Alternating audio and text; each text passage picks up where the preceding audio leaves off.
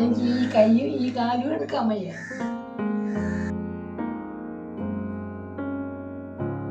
അത്ര വയ്യെങ്കിലും ശ്രമിച്ചാൽ കുറേയൊക്കെ നമുക്ക് ഉദ്ദേശിക്കുന്ന കാര്യങ്ങൾ സാധിക്കും.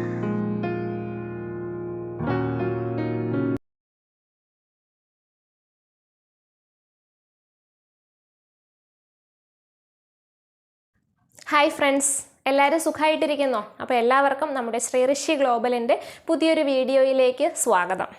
അപ്പോൾ ഇന്നത്തെ നമ്മുടെ വീഡിയോ എന്ന് പറയുന്നത് എല്ലാവർക്കും തന്നെ മാതൃകയാക്കാൻ സാധിക്കുന്ന തരത്തിലുള്ള, എല്ലാവർക്കും ലൈഫിൽ വളരെയധികം ഇൻസ്പിറേഷണലായിട്ട് ഫീൽ ചെയ്യുന്ന ഒരു വ്യക്തിത്വത്തെക്കുറിച്ചുള്ളതാണ് നമ്മുടെ ഇന്നത്തെ വീഡിയോ എന്ന് പറയുന്നത്.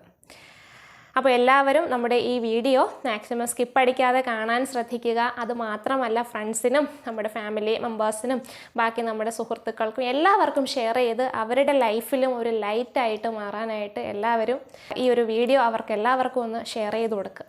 ഓക്കെ, അപ്പോൾ എല്ലാവർക്കും ഒന്നുകൂടി നമ്മുടെ വീഡിയോയിലേക്ക് സ്വാഗതം. നമുക്ക് നേരെ വീഡിയോയിലേക്ക് പോകാം.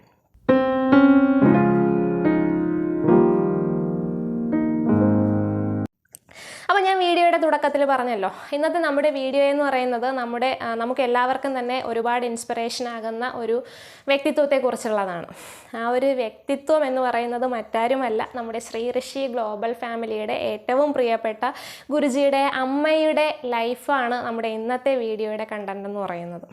അതായത് നമുക്കറിയാം, നമ്മുടെ കൈപ്പത്തിയിലെ 5 വിരലുകൾ ഡിഫറൻ്റ് ആണ്, ശരിയല്ലേ? അതുപോലെയാണ് നമുക്ക് ചുറ്റിലുമുള്ള പല ആൾക്കാരുടെ വ്യക്തിത്വം എന്ന് പറയുന്നത്, അല്ലെങ്കിൽ അവരുടെ ലൈഫ് സ്റ്റൈൽ, അല്ലെങ്കിൽ അവരുടെ ലൈഫിൽ സംഭവിച്ചിട്ടുള്ള ഓരോ കാര്യങ്ങളെന്ന് പറയുന്നത് ഡിഫറൻ്റ് ആയിരിക്കും.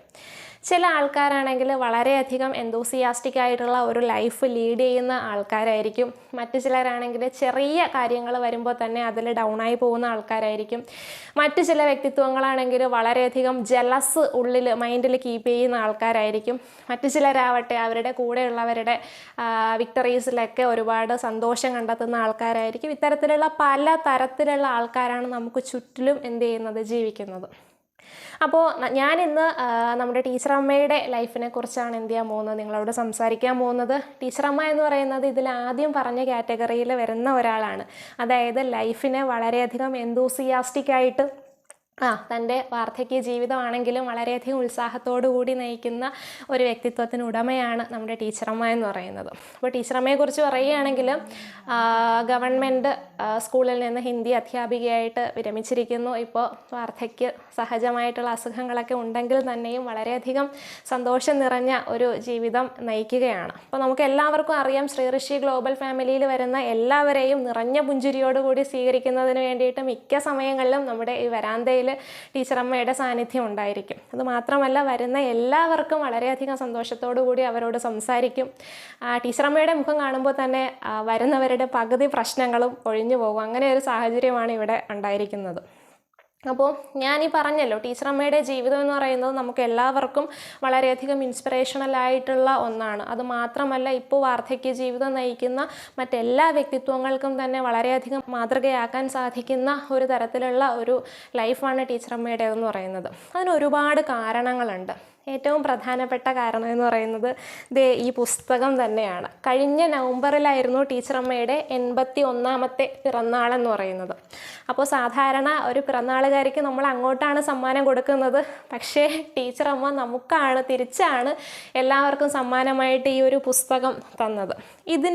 ഈ ഒരു പുസ്തകത്തിൻ്റെ പിറവി എന്ന് പറയുന്നത് തന്നെ വളരെയധികം പ്രാധാന്യമുള്ള ഒന്നാണ്. അതായത് ഞാൻ നേരത്തെ പറഞ്ഞല്ലോ, ഹിന്ദി അധ്യാപികയായിരുന്നു. അപ്പോൾ ഹിന്ദി അധ്യാപിക എന്ന നിലയിൽ സാധാരണ നമുക്ക് എല്ലാവർക്കും വളരെയധികം ഡിഫിക്കൽട്ടായിട്ടുള്ള ഒരു സബ്ജക്റ്റാണ് ഹിന്ദി എന്ന് പറയുന്നത്. അപ്പോൾ അങ്ങനെയുള്ള എല്ലാ കൂട്ടുകാർക്കും ഹിന്ദിയുടെ എല്ലാ തരത്തിലുള്ള ഗ്രാമറും വളരെയധികം ലളിതമായിട്ട് ഇൻക്ലൂഡ് ചെയ്തേക്കുന്ന ഒരു പുസ്തകമാണ് രാഷ്ട്രഭാഷയെ അറിയാം എന്ന തലക്കെട്ടോട് കൂടിയിട്ടുള്ള ഈ ഒരു പുസ്തകം എന്ന് പറയുന്നത്. ഓക്കെ, പക്ഷെ അപ്പോൾ നമ്മളെല്ലാവരും ചിന്തിക്കും, സാധാരണ ഒരു വ്യക്തി പുസ്തകം എഴുതുന്നതിലൊക്കെ എന്താണ് ഇത്ര വലിയ കാര്യം എന്ന് ചിന്തിക്കുന്ന ആൾക്കാർക്ക് വേണ്ടി പറയട്ടെ. ഈ പുസ്തകം എന്ന് പറയുന്നത് സാധാരണ രീതിയിൽ അത്തരത്തിൽ എഴുതിയെടുത്ത ഒരു പുസ്തകമല്ല വാസ്തവത്തിൽ. അതിന് കാരണം എന്ന് പറയുന്നത്, ഒന്നാമത്തേത് ഞാൻ ഈ പറഞ്ഞ പോലെ 81 അല്ലെങ്കിൽ 80-81 ആ വയസ്സിലെ കാലഘട്ടത്തിലാണ് ടീച്ചറമ്മ ഈ ഒരു പുസ്തകം എഴുതിയത്. സാധാരണ റിട്ടയർമെൻറ്റിന് ശേഷം എല്ലാവരും വിശ്രമ ജീവിതം നയിക്കുന്ന സമയത്ത് കൂടി ടീച്ചറമ്മ മറ്റുള്ളവർക്ക് പ്രയോജനമാകുന്ന തരത്തിലാണ് ചിന്തിക്കുന്നത് കാര്യങ്ങൾ. അതുകൊണ്ടാണല്ലോ ഇത്തരത്തിലുള്ള ഒരു പുസ്തകം എഴുതാമെന്ന ആ ഒരു തോന്നൽ മനസ്സിലുണ്ടാവുന്നത്.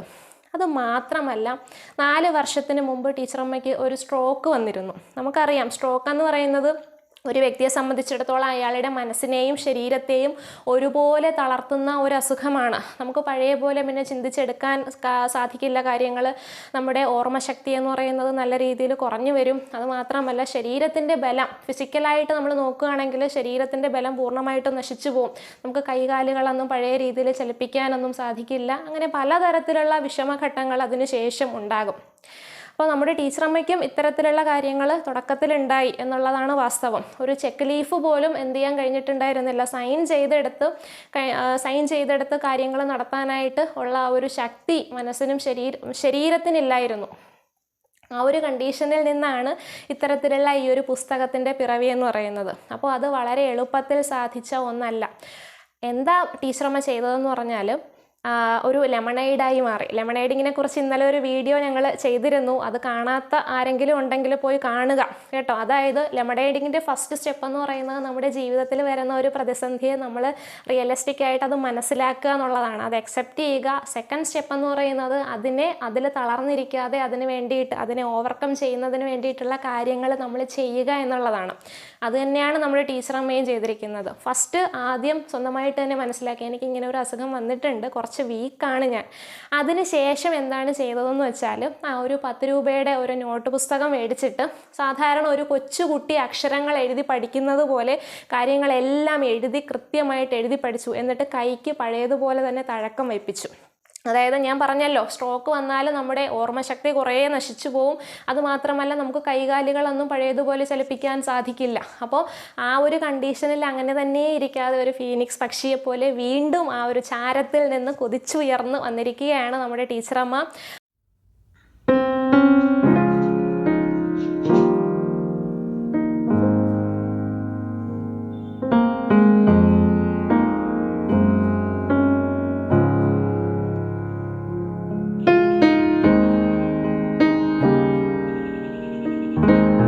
ഒരു ഉയർത്തെഴുന്നേൽപ്പ് ഈ ഒരു പുസ്തകത്തിൻ്റെ പിറവിയിലേക്കും നയിക്കപ്പെട്ടിരിക്കുന്ന ഒരു കണ്ടീഷനാണ്, ഒരവസ്ഥയാണ് ഇപ്പോൾ ഉണ്ടായിരിക്കുന്നത്. അപ്പോൾ ഈ ഒരു കാര്യത്തെക്കുറിച്ച് നമുക്ക് ടീച്ചറമ്മയോട് തന്നെ നേരിട്ട് ചോദിക്കാം. എന്താണ് ഈ ഒരു ധൈര്യത്തിന് പിന്നിലുണ്ടായ കാരണം, അല്ലെങ്കിൽ എങ്ങനെയാണ്? സാധാരണ നമുക്ക് എല്ലാവർക്കും അറിയാം, എന്തെങ്കിലും അസുഖം വന്നിട്ടുണ്ടെങ്കിൽ ആ ഒരു പ്രായം കൂടി നമ്മൾ നോക്കിക്കഴിഞ്ഞാൽ 80 വയസ്സായി.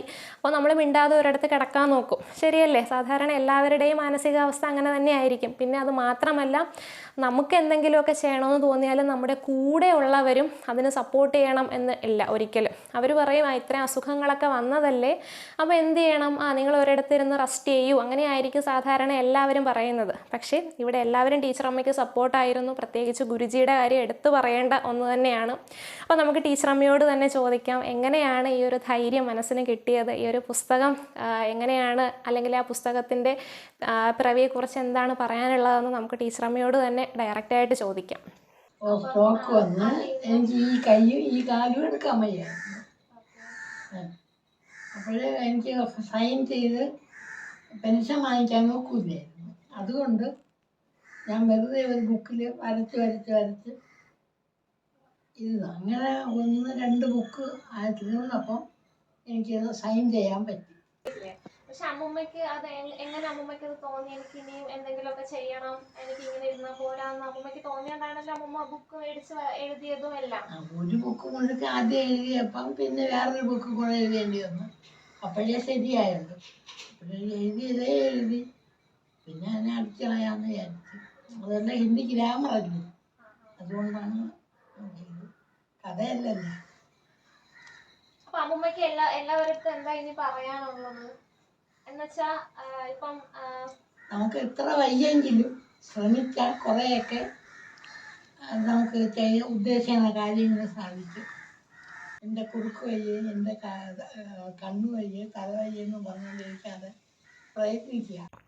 വാസ്തവത്തിൽ ഈ ഒരു പുസ്തകത്തിൻ്റെ ഭാഗമാകാൻ കഴിഞ്ഞതിൽ എനിക്കും ഒരുപാട് സന്തോഷമുണ്ട്. കാരണം നേരത്തെ സൂചിപ്പിച്ചതുപോലെ തന്നെ എനിക്കും ഒരുപാട് ഇൻസ്പിറേഷനായിട്ടുള്ള ഒരു വ്യക്തിത്വമാണ് ടീച്ചറമ്മ എന്ന് പറയുന്നത്. എന്ത് പ്രശ്നം ഉണ്ടെങ്കിലും നമുക്ക് എപ്പോഴും ചെന്ന് പറയാം. എല്ലാത്തിനെയും ഒരു പുഞ്ചിരിയോടുകൂടി കേട്ടിരുന്നിട്ട് കറക്റ്റായിട്ടുള്ള സൊല്യൂഷൻ, അത് ചിലപ്പോൾ എന്തെങ്കിലുമൊക്കെ ചിരിച്ചിട്ട് എന്തെങ്കിലുമൊക്കെ നല്ല രീതിയിലുള്ള മറുപടി നമുക്ക് കൃത്യമായിട്ട് പറഞ്ഞു തരും. ആ ചിരി കാണുമ്പോൾ തന്നെ നമുക്ക് എല്ലാവർക്കും ഉള്ള പ്രശ്നങ്ങൾ, പ്രത്യേകിച്ച് എൻ്റെ പ്രശ്നങ്ങൾ അപ്പോൾ തന്നെ മാറും. കാരണം ഞാനൊക്കെ എന്തെങ്കിലും ചെറിയ കാര്യങ്ങൾ തന്നെ മനസ്സിൽ വിഷമം തട്ടിയിട്ടുണ്ടെങ്കിൽ ഞാൻ ഓടിച്ചെന്ന് പറയുന്നത് ടീച്ചറമ്മയുടെ അടുത്താണ്. അപ്പം എനിക്ക് മാത്രമല്ല ഇവിടെ വരുന്ന എല്ലാവർക്കും വളരെയധികം അപ്രോച്ചബിളായിട്ടുള്ള ഒരു വ്യക്തിയാണ്. വളരെയധികം സ്നേഹത്തോടു കൂടി എല്ലാവരുടെയും കാര്യങ്ങളൊക്കെ കേൾക്കും. അതുപോലെ നമുക്ക് എല്ലാവർക്കും നല്ല കാര്യങ്ങൾ പറഞ്ഞു തരും. പ്രത്യേകിച്ച് ടീച്ചറല്ലേ, അപ്പോൾ നല്ല കാര്യങ്ങൾ പറഞ്ഞു തരും. ചില സമയത്ത് നല്ല നുള്ള് കിട്ടും നമുക്ക്. അങ്ങനെയൊക്കെ വളരെയധികം കാര്യങ്ങൾ, സന്തോഷമായിട്ട് ഉള്ള കാര്യങ്ങൾ എനിക്ക് ഓർമ്മിച്ചെടുക്കാൻ ഉണ്ട് ഇവിടുത്തെ ലൈഫിൽ നിന്ന്. അപ്പം വളരെയധികം സന്തോഷം നിറഞ്ഞതാണ് ഇന്നത്തെ വീഡിയോ എന്ന് പറയുന്നത്. കാരണം ടീച്ചറമ്മയുടെ ഈ ഒരു ലൈഫ് എന്ന് പറയുന്നത് ഇത്തരത്തിലുള്ള വാർദ്ധക്യത്തിലൂടെ കടന്നു പോകുന്ന, വിഷാദം അനുഭവിക്കുന്ന എല്ലാ അച്ഛനമ്മമാർക്കും വളരെയധികം ഉപയോഗപ്രദമാകുന്ന ഒന്ന് തന്നെയാണ്. അപ്പോൾ ഇത് കാണുന്ന ആരെങ്കിലുമൊക്കെ ഉണ്ടെങ്കിൽ അവരുടെ വീട്ടിലോ അല്ലെങ്കിൽ അവരുടെ പരിസരത്തോ ഇത്തരത്തിൽ ഈ ഒരു 80s പാസ് ചെയ്തു പോകുന്ന ആരെങ്കിലുമൊക്കെ ഉണ്ടെങ്കിൽ അവരെ കൂടി ഒന്ന് കാണിക്കാനായിട്ട് നിങ്ങളൊന്ന് ശ്രദ്ധിക്കണം. കാരണം അവരുടെ ലൈഫിൽ ഇതൊരു ലൈറ്റ് തന്നെ ആയിരിക്കും, ഇതൊരു പ്രകാശം തന്നെ ആയിരിക്കും. ആ കാര്യത്തിൽ യാതൊരു സംശയവുമില്ല. സാധാരണ നമ്മളെല്ലാം ചിന്തിക്കുക 80 കഴിഞ്ഞാൽ പിന്നെ നമുക്ക് ഒന്നും ചെയ്യാനില്ല, നമ്മളെ കൊണ്ടൊന്നും സാധിക്കില്ല, അല്ലെങ്കിൽ നമുക്കിനി മരിച്ചു പോകുന്ന ആ ഒരു കണ്ടീഷൻ മാത്രമേ ഉള്ളൂ എന്നൊക്കെ ചിന്തിക്കുന്ന എല്ലാവർക്കും വളരെയധികം ക്രിയേറ്റീവായിട്ട് ചിന്തിക്കാൻ തോന്നിപ്പിക്കുന്ന ഒരു വീഡിയോയാണ് ഇതെന്ന് പറയുന്നത്. വാസ്തവത്തിൽ ഇതൊരു വീഡിയോ അല്ല, എല്ലാവരുടെയും ഞാൻ നേരത്തെ സൂചിപ്പിച്ചതുപോലെ ലൈഫിലെ ലൈറ്റായിട്ട് മാറാൻ ശേഷിയുള്ള ഒരു പച്ചയായ സത്യമാണ് നമ്മുടെ ഇന്നത്തെ വീഡിയോ എന്ന് പറയുന്നത്. അപ്പം എല്ലാവരും ഇത് മാക്സിമം ഷെയർ ചെയ്യുക, അതുപോലെ ലൈക്ക് ചെയ്യുക, സബ്സ്ക്രൈബ് ചെയ്യുക. അപ്പോൾ നമ്മുടെ ഇത്തരത്തിലുള്ള ഇൻസ്പിറേഷണലായിട്ടുള്ള സ്റ്റോറീസുമായിട്ട് അടുത്തൊരു വീഡിയോയിൽ കാണുന്നത് വരേക്കും എല്ലാവർക്കും നല്ല നമസ്കാരം. എല്ലാവരും ഹാപ്പി ആയിട്ടിരിക്കുക. Thank you.